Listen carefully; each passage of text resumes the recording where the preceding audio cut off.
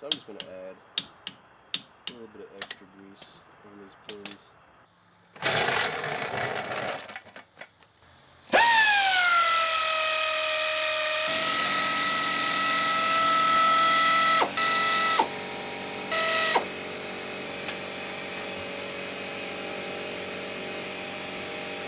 Alright, we got like 3 different bolts we got to loosen up here. Some 18 millimeters for the caliper itself. And then 15 millimeter, I think it is, for the brake line. We'll get those loosened up real quick. Got loose. Break that one loose. Sorry, this is a 9/16 on the brake line. A 9/16 and 2/18.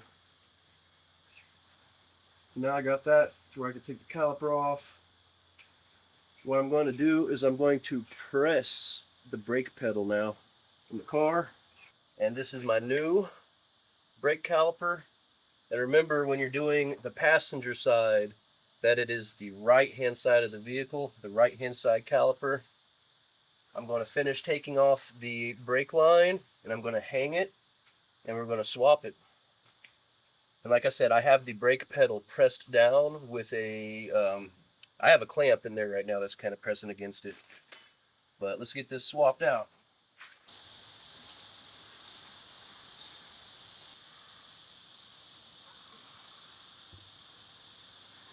Air tools for the win.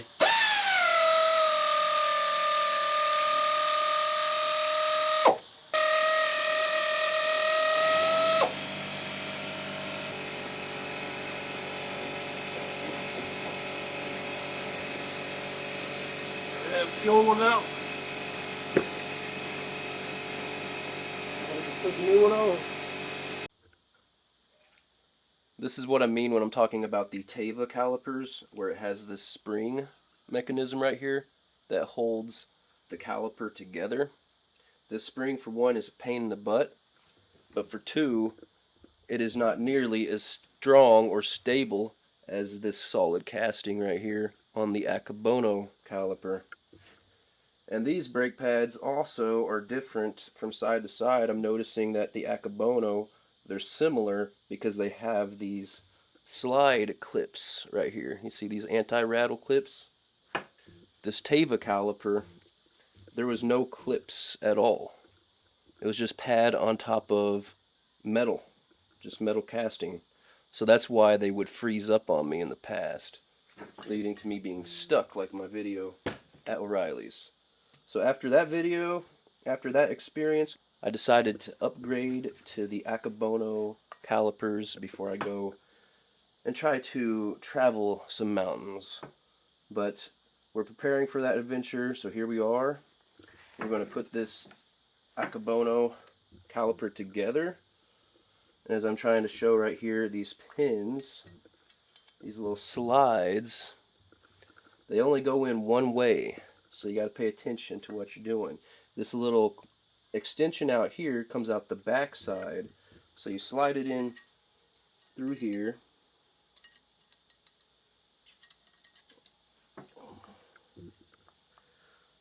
You get it in like that.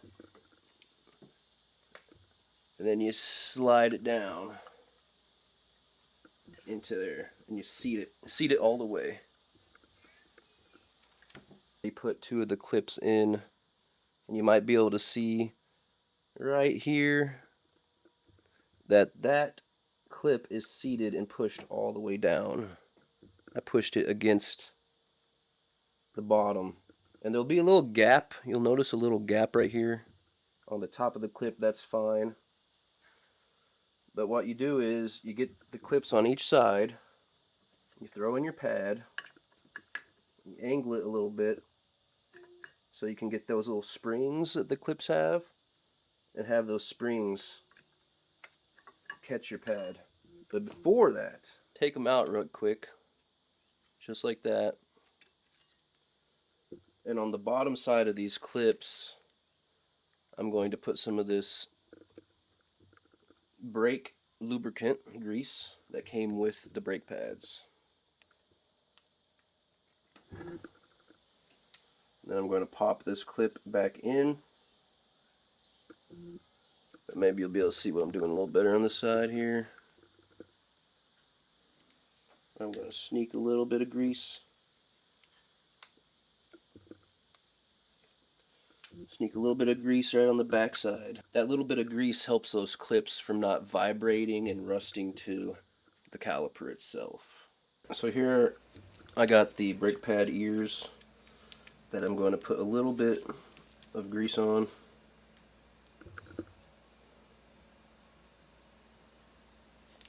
I just like to put a little bit on the ears, not too much. Don't want it to collect dirt and grime, but I feel like it helps out. I've just been in a habit of doing this. And now I'm going to carefully slide this in, just like that. And then they go all the way down to the back of the slide, like so. Alright, here's something extra I like to do as well. There wasn't much grease on these slide pins from the factory, so I'm just going to add a little bit of extra grease on these pins. I like to make sure my pins are extra greasy. I don't want to have to be servicing these brake pads for quite some time. Slide pin right back in, pull the boot back over, and that's one slide pin down. One more to go.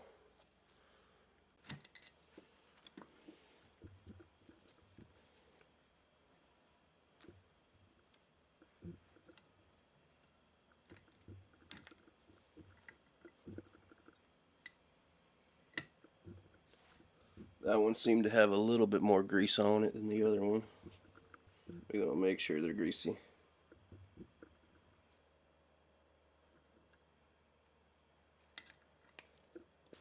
And then what I like to do is leave a little gap right there. I'll throw a little bit of thread locker down there too. Just a drop. You don't want these things coming apart on you.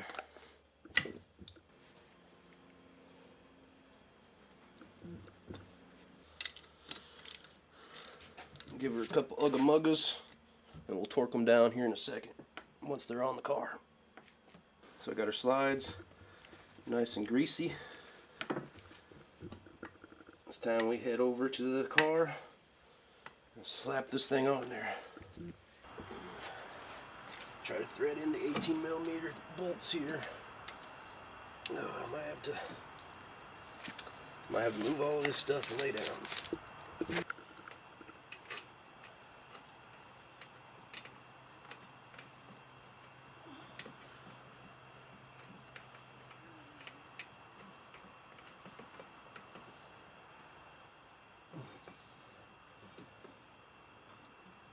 think I got it on there. Just gotta get the sand to the top one. I think I started it. Alright. Now watch that thing just fall right off. It says the torque for these brackets is 70 foot-pounds.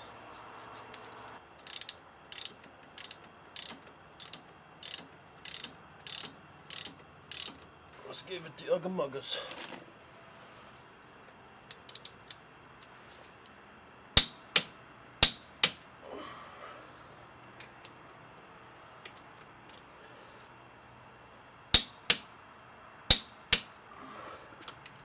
$70 foot-pounds, and that says the slide pins are 25.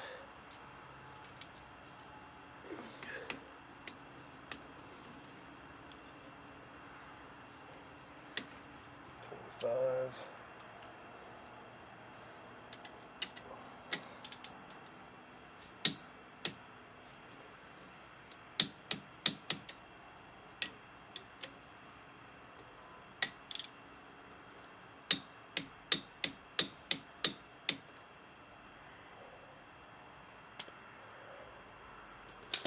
And then we'll get that brake line back on real quick too. make sure to grab that.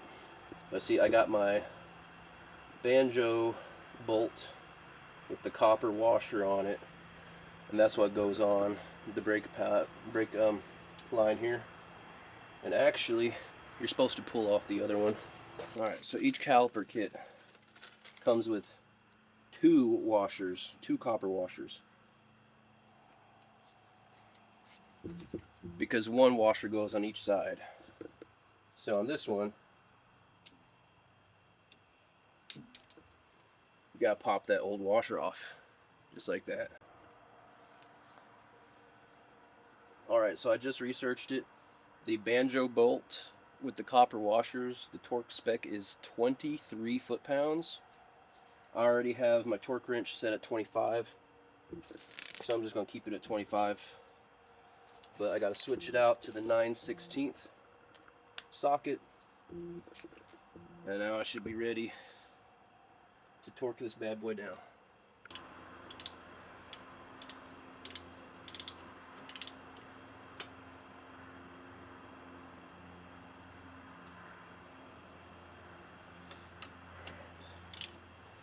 I might switch it to 23.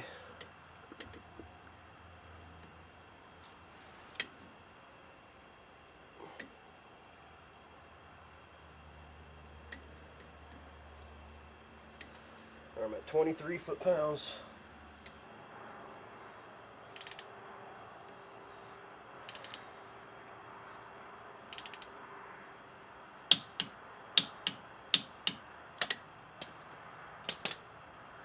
Just like that. We did it. Whew. One brake caliper on there. Heck yeah, boys. Alright, so tomorrow I'm going to do the other side. I don't know if I'm going to film it, but I hope this video helped you guys. And as always, if this was a helpful video, please give me a like, subscribe, and comment. It helps the channel grow more than you guys know. Until then, keep on wrenching, guys. Peace out.